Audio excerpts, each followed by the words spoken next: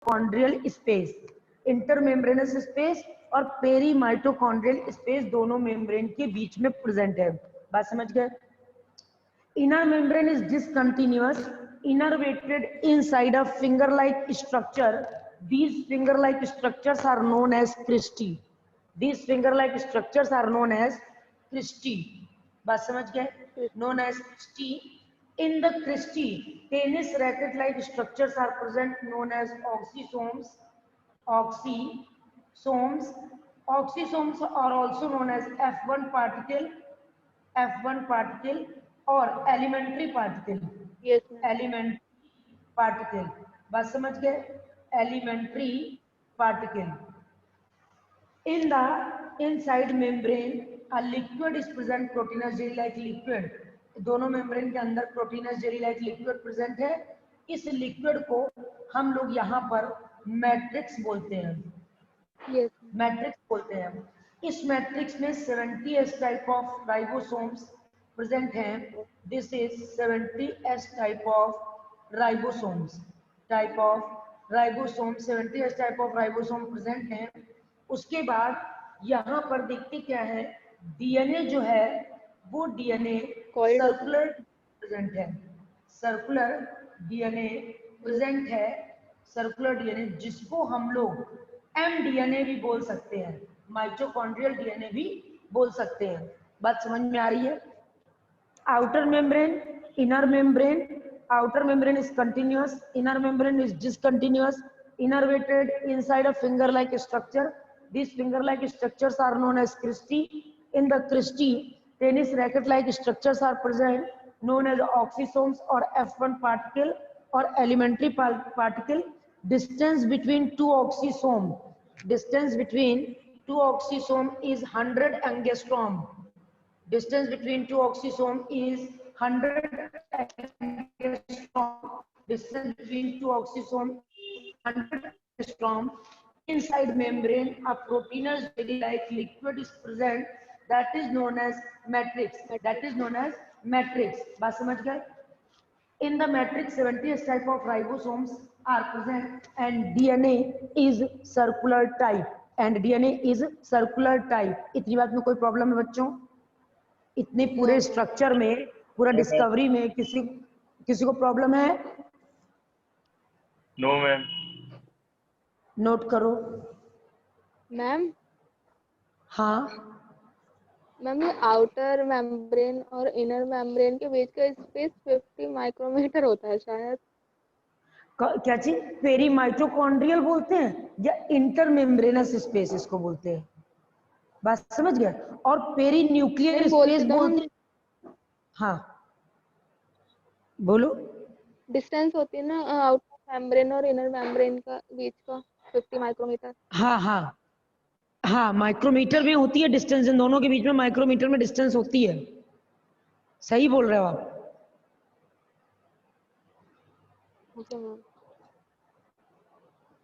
डर क्यों गए थे? डर नहीं रहे थे मैम।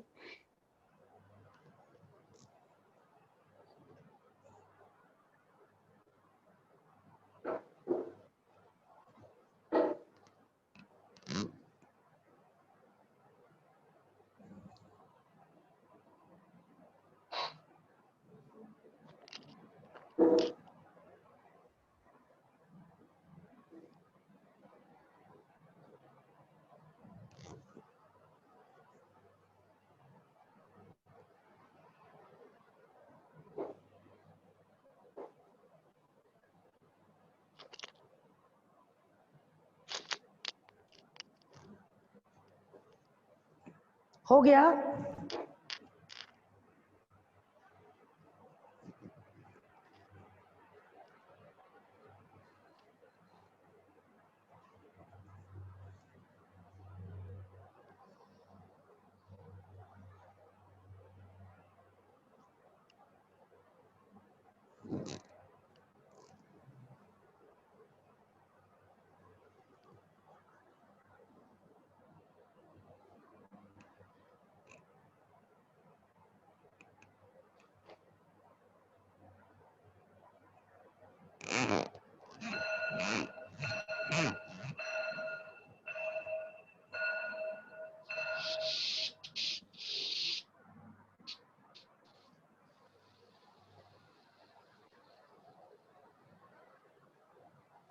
हो गया बच्चों? Yes ma'am. हो गया अंजलि? कर दीजिए मैम रेट। कर लिया ना? क्या एसएस ले लिया है? पक्का पता है एसएस लिया है ना? देखो अब हम क्या देखते हैं कि जो माइटोकॉन्ड्रिया है, अगर हम उसका ऑक्सीसोम देखेंगे तो ऑक्सीसोम का स्ट्रक्चर हमको देखने पे पता चलता है इसमें head, stock and base present होता है। ठीक, head, stock and base present होता है। हेड पर यहाँ पर एटीपी सिंथेटेज एंजाइम प्रेजेंट होता है। एटीपी सिंथेटेज एंजाइम प्रेजेंट होता है which are responsible for ATP synthetase enzyme present है which are responsible for which are responsible for for ATP production, which are responsible for ATP production। बात समझ में आ गई? which are responsible for ATP production। यहाँ पर ATP synthesis enzyme present है which are responsible for ATP production। Head, stock और base पाया जाता है। हेड पर एटीपी सिंथेसिस एंजाइम प्रेजेंट है जो कि एटीपी प्रोडक्शन के लिए एसेंशियल है। जो एटीपी है वो एनर्जी क्वाइन है, एनर्जी क्वाइन है, इसलिए हम लोग माइटोकॉन्ड्रिया को सो for mitochondria is also known as mitochondria is also known as powerhouse of the cell, powerhouse of the cell। बात इतनी समझ में आ गई?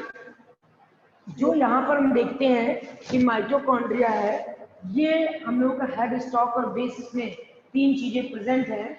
इसके हेड पर एक एंजाइम है जिसका नेम एटीपी सिंथेटेज एंजाइम है। जिसका नेम क्या है? ATP synthetase enzyme.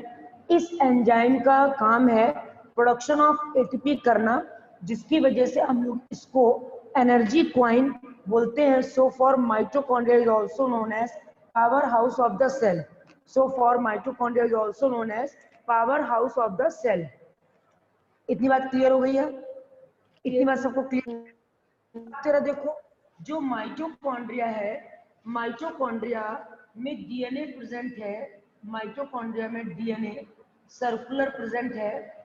Due to the presence of DNA, due to the presence of DNA, presence of DNA, due to the presence of DNA, mitochondria is self-replicate.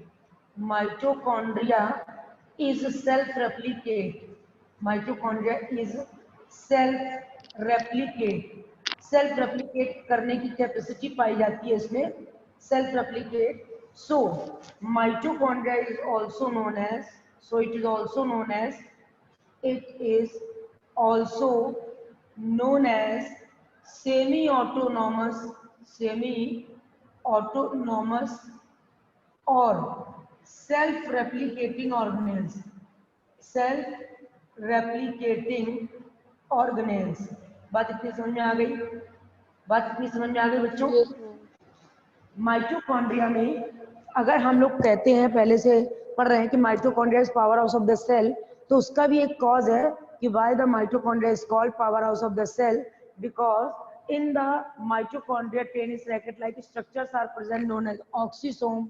In the head of oxysome a enzyme is present that is known as ATP synthetase enzyme, which are responsible for production of ATP. ATP is energy coin. So for mitochondria is also known as powerhouse of the cell। बात समझ गए? DNA circular है due to the presence of DNA। Mitochondria is self replicate. So for mitochondria is also known as semi autonomous और self replicating organelles. इतनी बात clear हो गई दोनों लोगों को? उज्जवल अंजलि की power house of the cell क्यों है और सेल्फ रेप्लिकेटिंग ऑर्गेनेल्स क्यों है, इसको क्यों बोलते हैं ऐसा माइटोकॉन्ड्रिया को। इतनी बात क्लियर हो गई बच्चों? Yes ma'am. Yes ma'am. Note करो।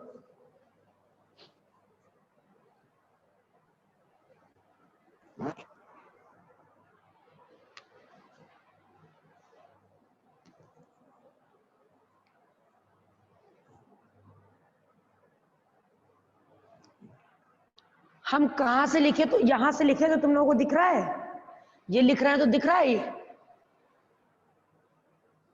मैम थोड़ी स्क्रीन ब्लर आ रही है। स्क्रीन ब्लर आ रही है? Yes ma'am. ठीक है,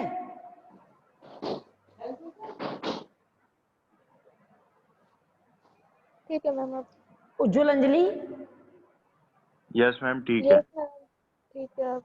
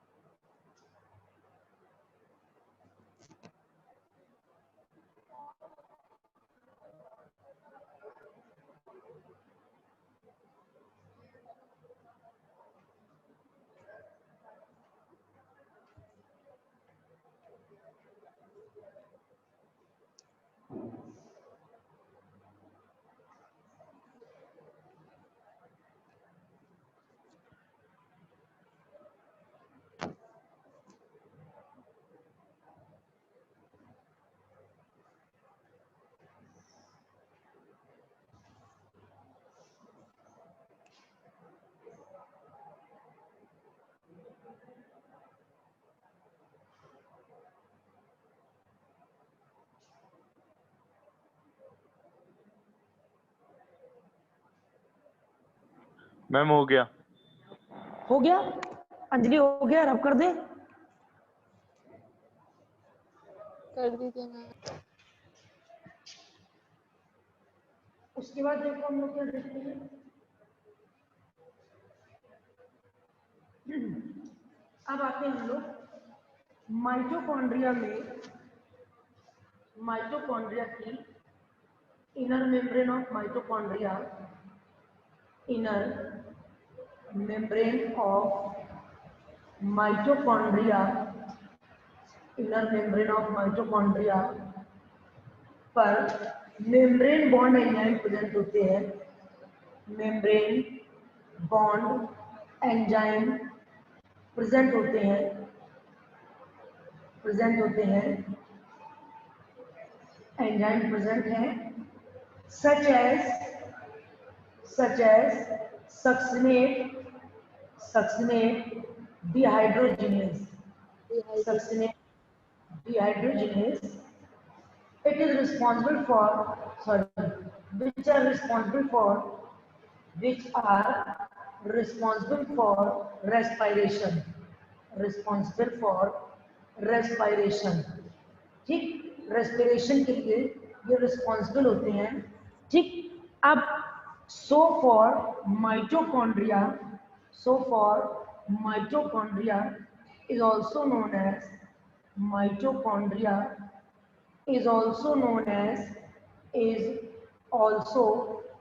as respiratory house of the cell, respiratory house of the cell, house of the cell. बात समझ गए? Respiratory house of the cell क्यों बोलते हैं इसको? क्योंकि इसमें क्रेब्स और ईटीएस यानी इलेक्ट्रॉन ट्रांसपोर्ट सिस्टम, ये दोनों चेन, दोनों respiratory cycle occurs inside mitochondria, inside mitochondria. बात समझ में आ गई? बात इतनी समझ में आ गई? कि माइटोकॉन्ड्रिया की इनर मेम्ब्रेन पर मेम्ब्रेन बॉन्ड एंजाइम प्रेजेंट है। ये जो मेम्ब्रेन बॉन्ड एंजाइम है उसका नेम सक्सिनेट डिहाइड्रोजनेज है। जो सक्सिनेट डिहाइड्रोजनेज रिस्पॉन्सिबल, यानी जितने भी मेम्ब्रेन बॉन्ड एंजाइम प्रेजेंट है which are responsible for respiration. So for mitochondria is also known as respiratory house of the cell. Krebs ETS, जो ये जितनी भी चेन है वो माइटोकॉन्ड्रिया के अंदर होती हैं, इसलिए इस माइटोकॉन्ड्रिया को respiratory house of the cell बोलते हैं। और एक बात और देखो, जब हम किसी प्रोकैरियोटिक सेल के बारे में पढ़ते हैं तो पढ़ते हैं चारों तरफ प्लाज्मा लेमा है, अंदर डीएनए सर्कुलर है, रेस्पिरेशन हो रहा है, सर्कुलर डीएनए प्रेजेंट है। तो माइटोकॉन्ड्रिया भी लुक लाइक इसी तरह वर्क कर रही है, look like a prokaryotic cell है। माइटोकॉन्ड्रिया में मेम्ब्रेन है जो कि यूनिट मेम्ब्रेन है, अंदर मैट्रिक्स है, 70S टाइप राइबोसोम है, डीएनए सर्कुलर है। और इतना ही तो हमारा प्रोकैरियोटिक सेल में था ना, इतना ही स्ट्रक्चर तो प्रोकैरियोटिक सेल में था। तो सो for mitochondria look like a prokaryotic cell, look like a prokaryotic cell. So it is also known as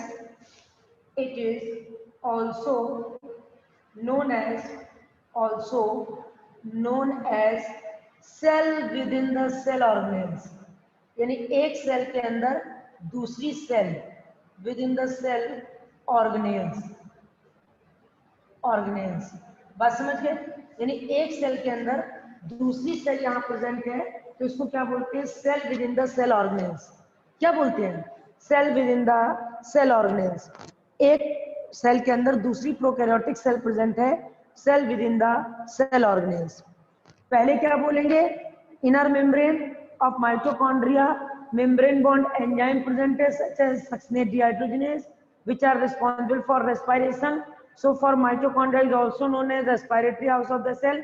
ये Krebs और ETS है, chain occurs inside mitochondria. So for look like a prokaryotic cell, so it is also known as cell within the cell organelles. बात समझ में आ गई? उज्जवल, अंजलि, बात समझ में आ गई?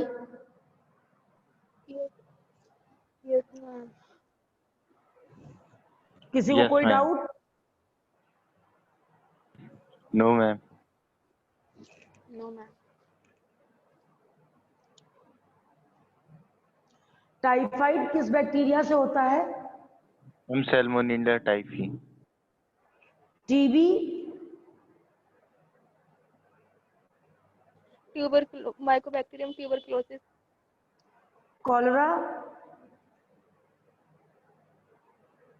I'm Vibrio cholerae. कॉलरी।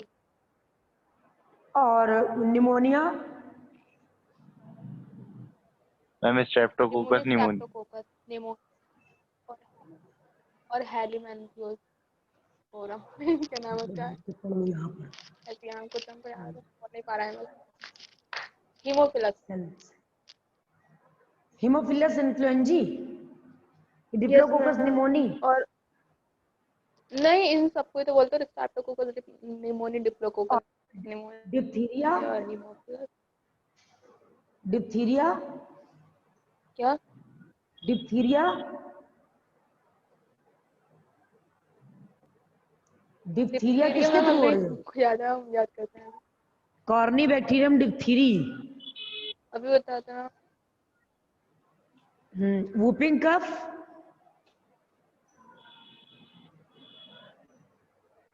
क्या ma'am? Whooping cough? Ma'am whooping cough, bordetella ma'am pertussis, कुछ ऐसी है No, इसका। Bordetella pertussis. और प्लेग? Yes ma'am. प्लेग किसके थ्रू होता है? Yersinia pestis. Yersinia pestis. Yersinia के थ्रू होता है मैम। यस हो गया? रब कर दे? Yes ma'am. No, रब कर ma'am. दे? ठीक है, लिखो।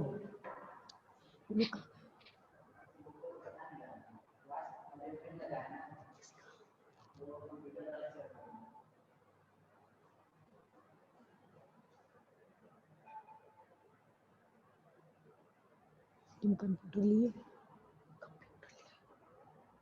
कंप्यूटर लिए?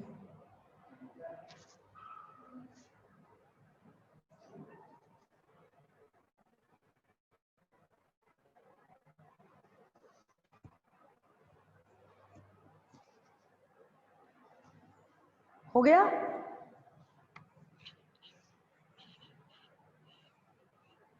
Yes, ma'am. अब जरा देखो, ये तो माइटोकॉन्ड्रिया की बात हुई हम लोगों की कंप्लीट कि माइटोकॉन्ड्रिया क्या होता है और माइटोकॉन्ड्रिया क्या क्या काम करता है। ठीक, हाईली मेटाबॉलिक एक्टिव सेल में प्रेजेंट है, रेस्पिरेशन का इसका वर्क है और power house of the cell इसको बोलते हैं। अब दूसरा सेल ऑर्गेनेल हमारा शुरू हुआ, दूसरा सेल ऑर्गेनेल है हमारा गोल्जी बॉडी। दूसरा सेल ऑर्गेनेल क्या है? Golgi body. बात समझ गए? Golgi body. दूसरा सेल ऑर्गेनेल क्या है? Golgi body. Golgi body discovered by Camillo Golgi. Discovered by Camillo Golgi. Camillo Golgi. In case of plant हम लोग गोल्जी बॉडी को क्या बोलते हैं? Dictyosome. Dictyosome. In case of plant Golgi body is also known as dictyosome. ये DMO है। It is DMO ma'am आज means सुबह क्लास हुई थी? क्या चीज? हाँ सुबह क्लास हुई थी 5 बजे, तुमने 5 बजे कही थी, हुई थी। Discovered by Camillo Golgi. In case of plant, also known as Dictyosome, it is GMO. That means that is absent in prokaryotes and present in eukaryotes. Absent in prokaryotes and present in eukaryotes. Present in eukaryotes. इतनी बात समझ में आ गई? इतनी बात समझ में आ गई सबको? बच्चों, गोल्जी बॉडी ऐसी सेल में अबंडेंट क्वांटिटी में प्रेजेंट है जो सेल सिक्रीशन का वर्क कर रही है। Golgi body discovered by Camillo Golgi.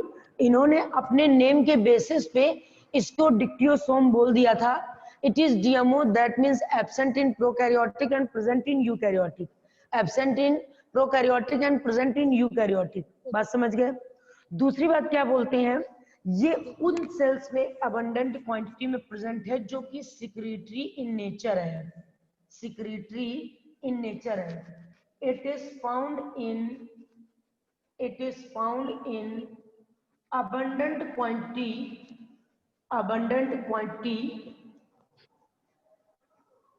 it is found in abundant quantity in which cells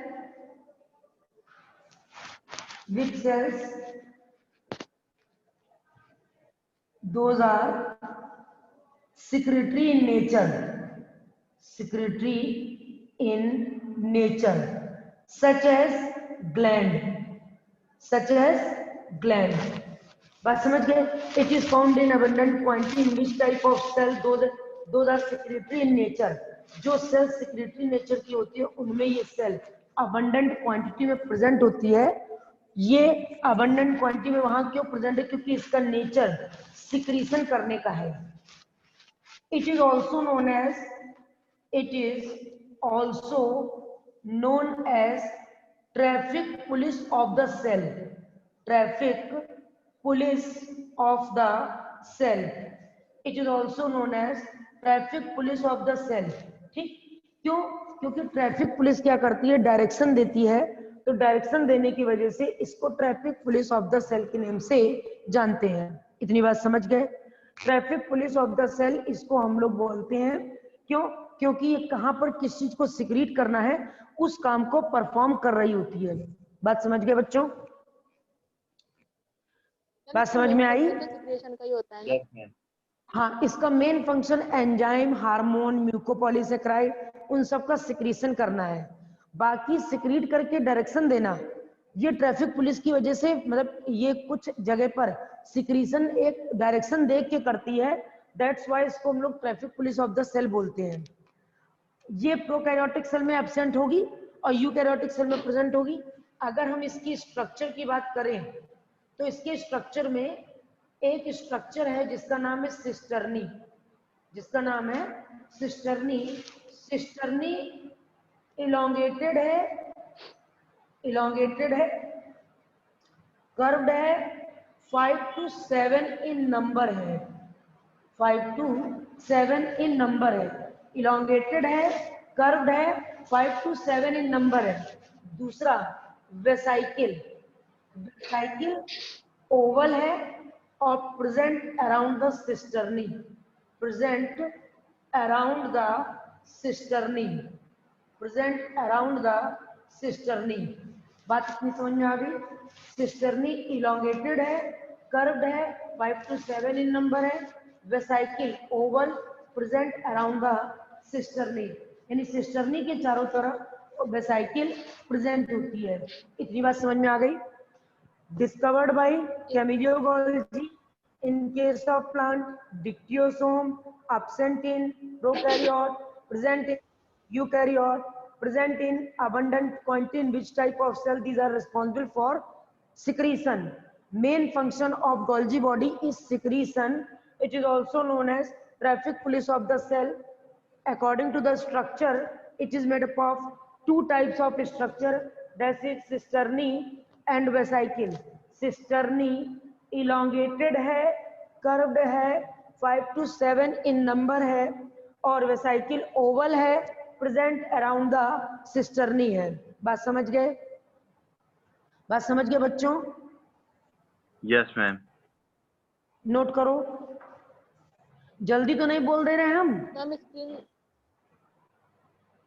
screen क्या ब्लर हो रही है?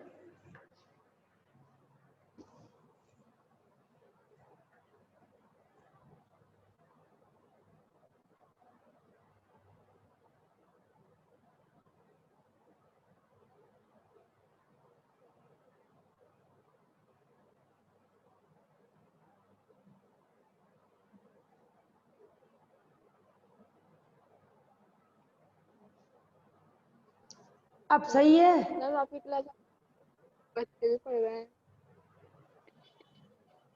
हाँ देख लिया, नालायक। मैम ये दो बालक कौन है? ये दो बालक हैं।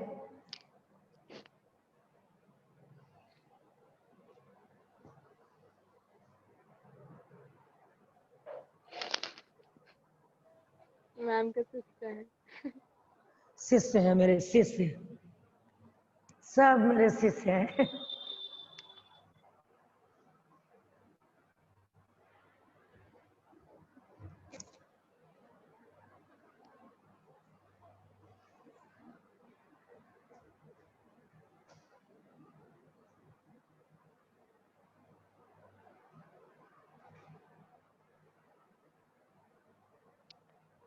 हो गया?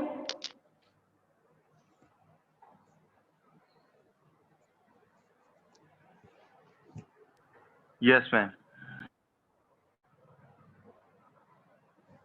अब जरा देखो, रब कर दे इसको। अंजलि हो गया?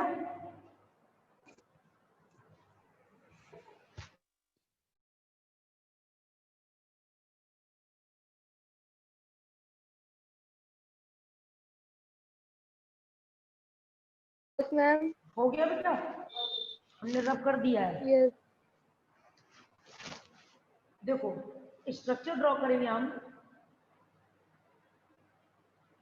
तुमने नोट कर लिया था बेटा?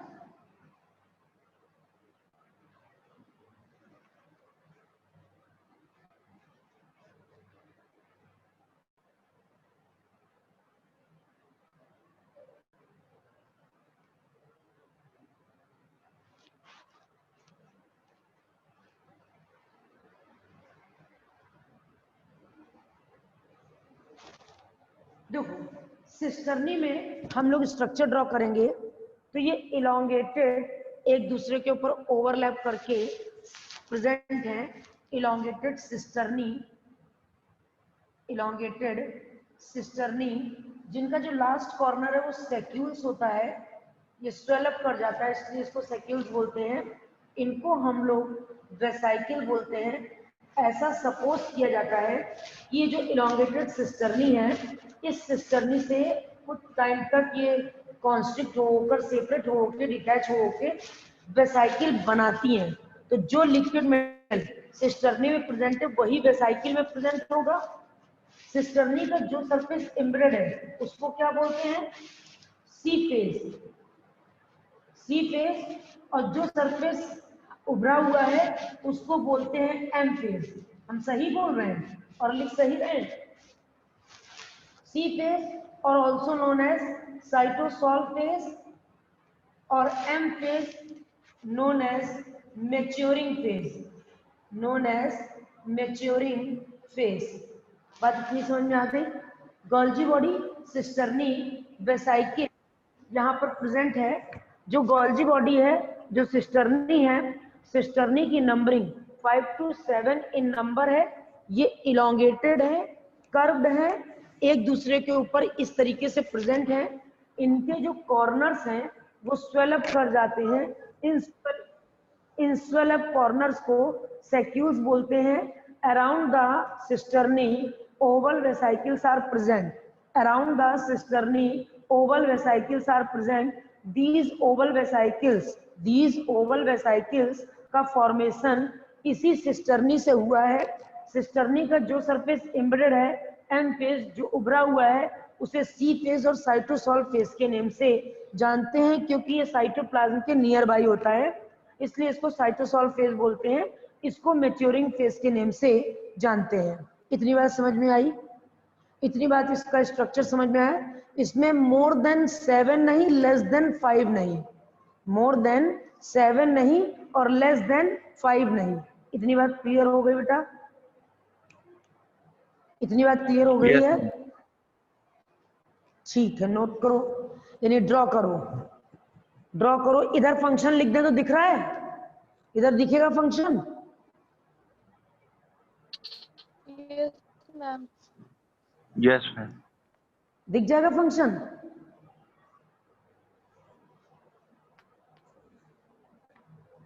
माइटोकॉन्ड्रिया डिस्कवर्ड बाय कौन है?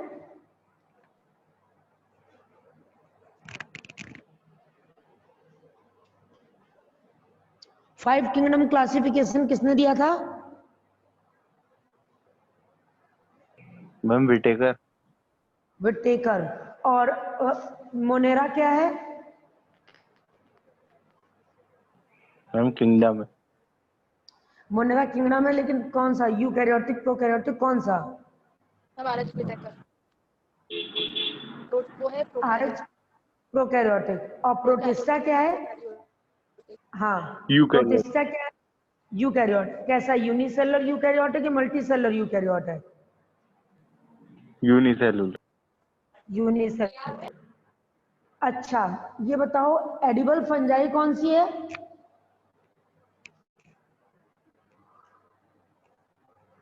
एडिबल फंजाई कौन सी है? यूनिसेलुलर फंजाई कौन सी है?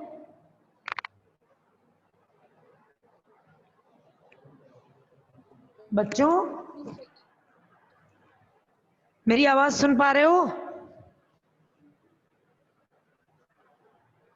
उज्जवल,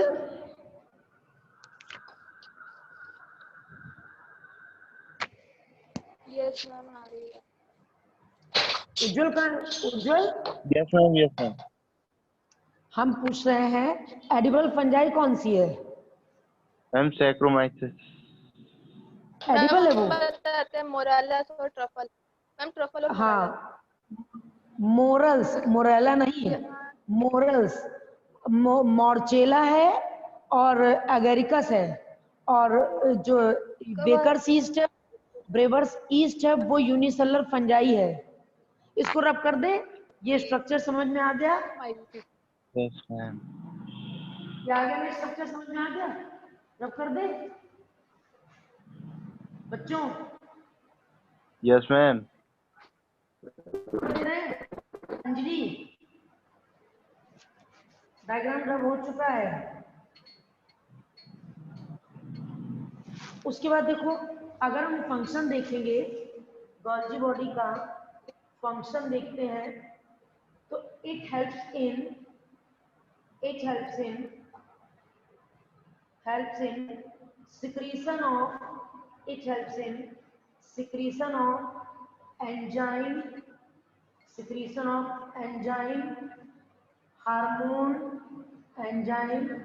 hormone, बस समझ गए?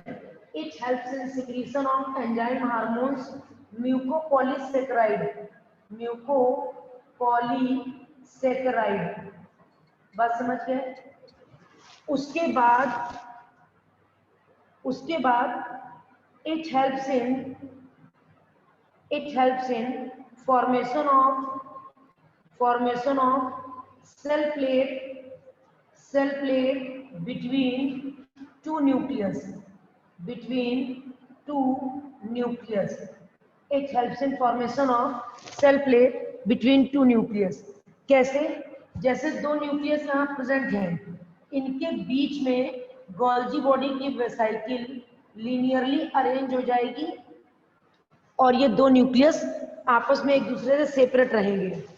आफ्टर सम टाइम इनके जंक्शन पॉइंट डिसॉल्व हो जाएंगे और ये ऐसे बना लेगी. ये ऐसे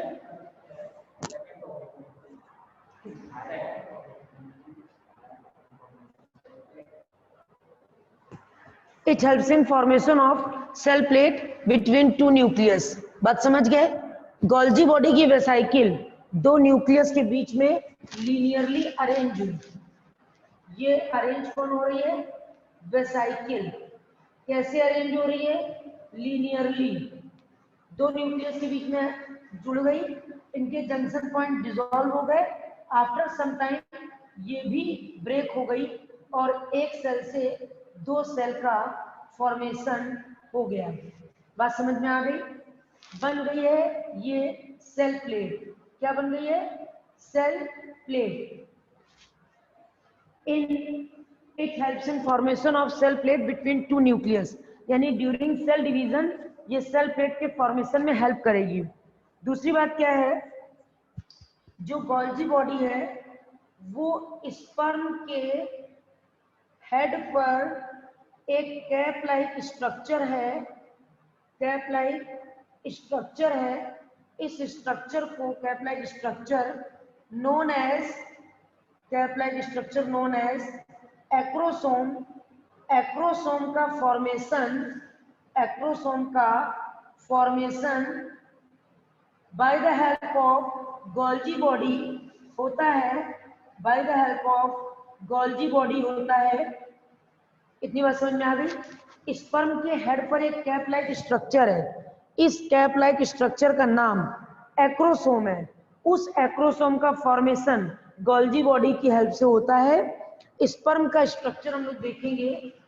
ये हम लोगों के स्पर्म का स्ट्रक्चर है. ये कैप लाइक स्ट्रक्चर है, ये न्यूक्लियस है, ये एक्रोसोम है. एक्रोसोम का फॉर्मेशन गोल्जी बॉडी की सहायता से हो रहा है, जो कि ड्यूरिंग फर्टिलाइजेशन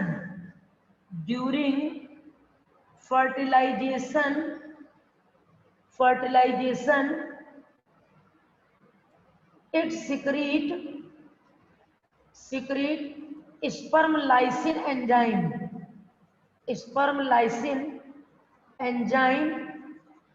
जो कि प्रोटियोलिटिक इन नेचर है. जो कैसा है? Proteolytic in nature. कैसा है? Proteolytic in nature. It secrete sperm lysine enzyme.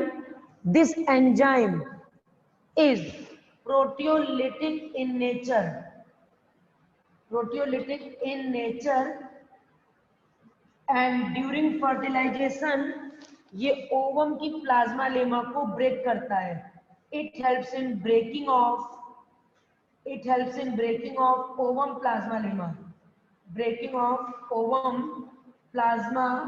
lemma. बात समझ में आ गई? Breaking of ovum plasma lemma.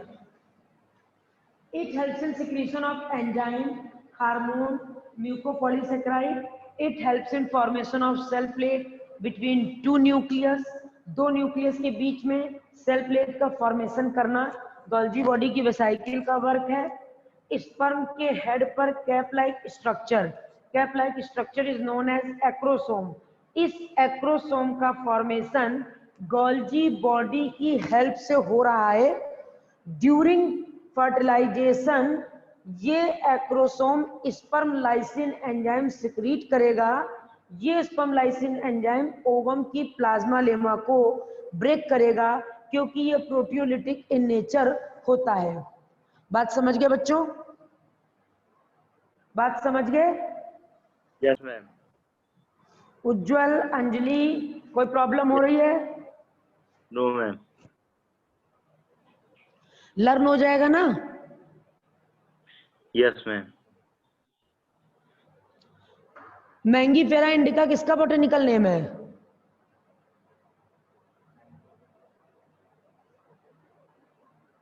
Mango. Triticum एस्टाइवम किसका बॉटनिकल नेम है? मैम क्या? ट्रिटिकम एस्टाइवम किसका बॉटनिकल नेम है?